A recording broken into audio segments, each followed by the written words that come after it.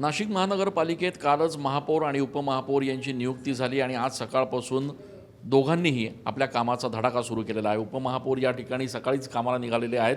खरं तर तुमची रोजची सवय आहे, नगरसेवक असल्यापासून तुम्ही अगदी सकाळपासून प्रभागात आत्तापर्यंत प्रश्न मांडत होतात, आता प्रश्न सोडवण्याची जबाबदारी तुमच्यावर आली आहे, काय सांगाल?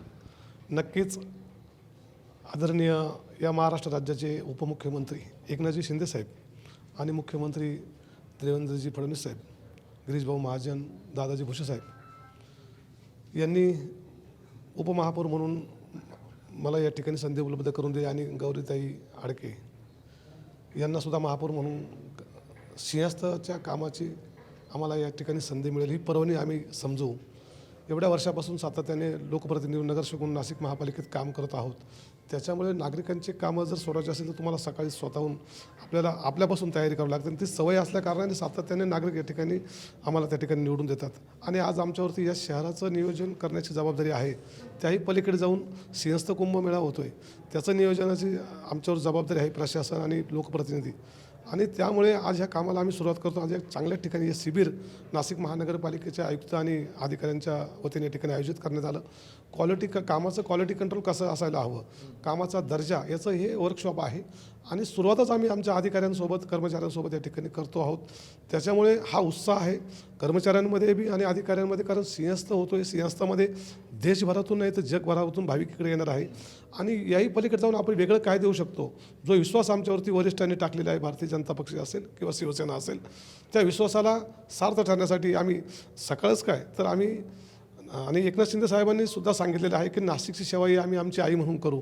तर नक्कीच एक मुलाचं जे कर्तव्य आहे ते कर्तव्य आम्ही पार पाडण्यासाठी दिवस काय रात्र काय सकाळ पाहणार नाही, परंतु प्रशासनाच्या खांद्याला खांदा लावून त्या ठिकाणी आम्ही काम करू, एवढंच आपल्याला सांगतो। शिंदेसाहेब स्वतः पहाटे निघतात, कधी कधी रात्री 2-2, 3-3 वाजता ते कामं करून परत येतात, आपणही तोच वारसा चालवला आहे। नक्कीच शिवसैनिकाला सांगायला लागत नाही, कारण शिवसैनिक हा कामाचा ध्यास घेतलेला आहे आणि 80% निवडणुका झालेल्या आहे, 80% समाजकारण घेऊन आम्ही काम करणारे लोक आहोत। ही शिकवण आम्हाला वंदनीय शिवसेना प्रमुखांनी दिलेली आहे आणि त्या शिकवणीला पात्र ठरलेले माननीय एकनाथजी शिंदे साहेब आणि एकनाथजी शिंदे साहेबांच्या मार्गदर्शनाखाली आम्ही सर्वजण काम करत आहोत।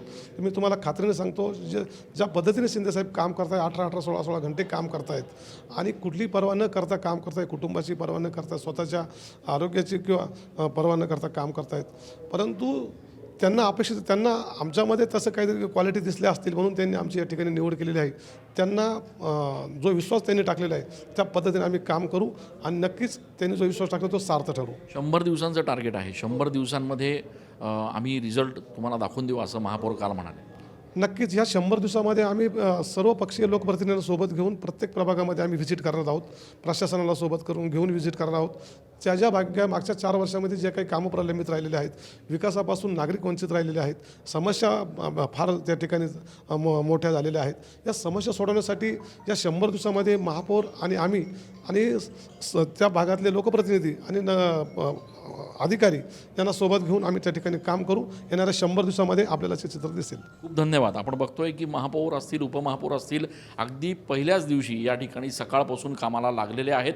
पुढच्या 100 दिवसामध्ये नाशिकमध्ये एक वेगळं चित्र तुम्हाला बघायला मिळेल असं आश्वासन ते देत आहेत आणि त्यामुळे एकनाथ शिंदे ज्याप्रमाणे अहोरात्र या ठिकाणी जनतेमध्ये असतात, जनतेच्या कामांसाठी स्वतःला झोकून देतात, तोच विश्वास त्यांनी जर आमच्यावर टाकला असेल तर तो आम्ही सार्थ करून दाखवू असं विलास शिंदे म्हणतात। कॅमेरा पर्सन आकाश येवलेसह मी चंदन पूजा अधिकारी, TV9 मराठी।